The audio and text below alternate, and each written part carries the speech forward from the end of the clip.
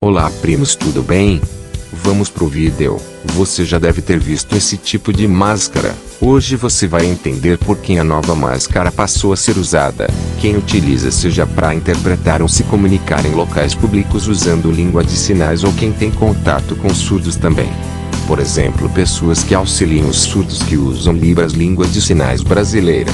Os surdos fazem leitura labial, então as pessoas próximas que têm contato ou em momentos de interpretação da Libras para esses surdos, precisam falar mais com máscara que apareça a boca para que o surdo faça uma adequada leitura labial. Por isso essa máscara foi idealizada. Agora, com o novo normal e o uso de máscaras, essas pessoas surdas ou ouvintes que estão em contato com surdos, precisam usar a nova máscara. Eles falam e o surdo faz a leitura labial. Com essa máscara fica visível os lábios de quem fala.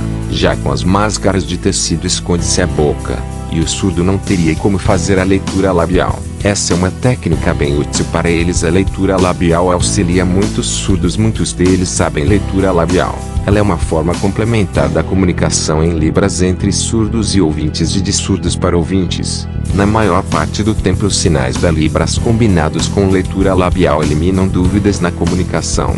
Obrigado, primos. Agora sabem o porquê dessa nova máscara. Tamo juntos e misturados. Se inscreve, comente, pesquise e fique informado.